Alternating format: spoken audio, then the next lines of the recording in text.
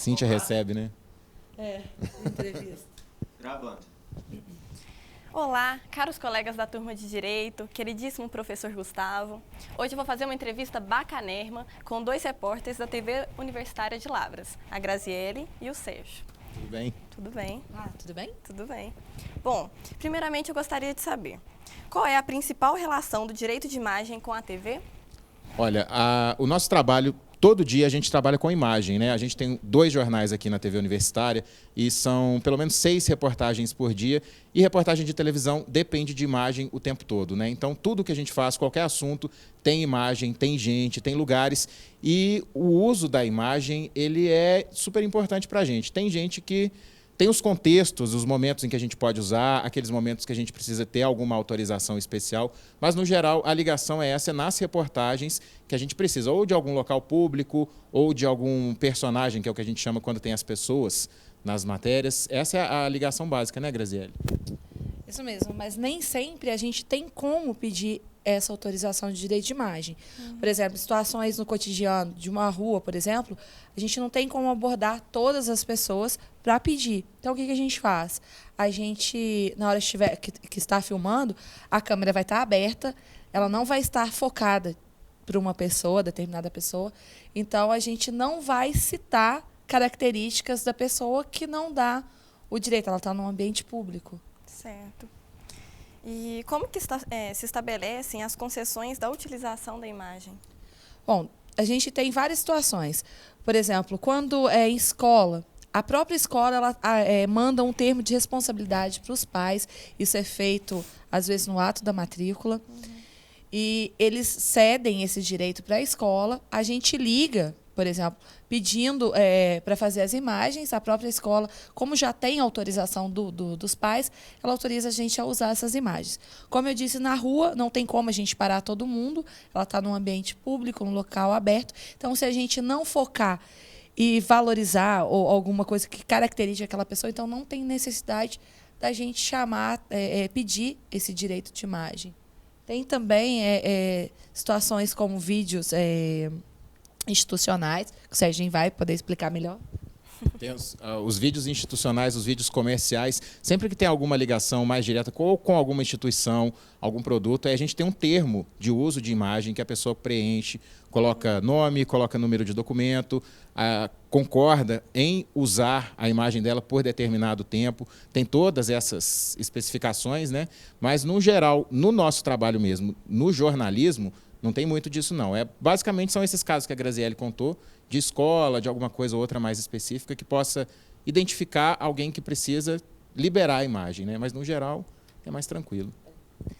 Existem situações também, por exemplo, a gente às vezes está gravando na rua, que a pessoa vai, a gente pergunta a ela se a gente pode entrevistá-la, ela aceita, depois ela dá uma voltinha e pensa melhor e volta e pede para a gente apagar aquilo. Então, ela está no direito dela, a gente vai, apaga. Mas tem situações que a pessoa, no caso, concedeu a entrevista, a gente vem, porque é rápido essa situação, a gente chega, coloca a imagem no ar e ela liga no outro dia pedindo. Aí já é mais complicado. Certo. E quando vocês fazem uma reportagem que envolve um delito com menor, como que vocês têm que proceder? A gente não identifica, a gente geralmente, como a gente trabalha com imagem, e às vezes a gente tem que citar o menor, a gente fala que é o menor, e filma pé, mãos, alguma coisa que caracteriza a pessoa, não o menor. Então, a gente não... Existem situações que a gente chega, por exemplo, numa delegacia, a primeira coisa que a gente pergunta na hora de filmar a pessoa é perguntar se ela é menor. Se for caracterizado, se o policial falar que não, a gente filma. Isso, eles acabam autorizando a gente a fazer isso. E situações que, às vezes, a gente já filmou e, na hora, vê que é menor, a gente tem... o editor vai e desfoca a imagem para não mostrar o rosto. Entendi. Existe alguma situação peculiar cujo direito de imagem se manifestou de forma propriamente jurídica? De ser acionado judicialmente, a gente ainda não foi. Mas tem o caso que a Graziele contou. Na hora da reportagem, por exemplo, a gente está lá, te entrevista, e dá um tempinho, você chega e fala, não quero mais que a minha entrevista passe. Isso acontece direto, quase sempre comigo, com ela, com todos os repórteres. Isso é até comum de acontecer. Na justiça, a gente nunca foi acionado, oficialmente, assim, de chegar com intimação e tudo mais, não. Mas já teve caso de gente que veio aqui. Teve um caso que a gente comentou antes de começar a gravação, de uma pessoa que veio, os filhos dela estudam numa escola, são 2 crianças. E ela veio e pediu que a gente não mostrasse mais as crianças, porque elas têm cara de crianças ricas e têm um perfil sequestrável, entendeu? Então não era para mostrar e a gente, a partir dali, não podia mais mostrar essas crianças e não pode até hoje. Tem esses casos, mas judicialmente nada ainda. Ainda bem, né? Ainda bem. E, por fim, sobre esse tema, o que vocês conhecem da legislação brasileira? Olha, de lei mesmo eu conheço pouquíssimo. Eu conheço no nosso dia a dia desse trabalho, né, a forma que a gente pode agir, de que maneira a gente deve agir quando tem essas questões, mas pela lei eu não conheço muita coisa assim, até por estar bem distante, né, do que a gente estuda na faculdade, do que a gente vive no nosso dia a dia. Não tem muito essa questão legal, judicial. A Graziela eu não sei, mas eu não conheço muita coisa, não. Obrigada.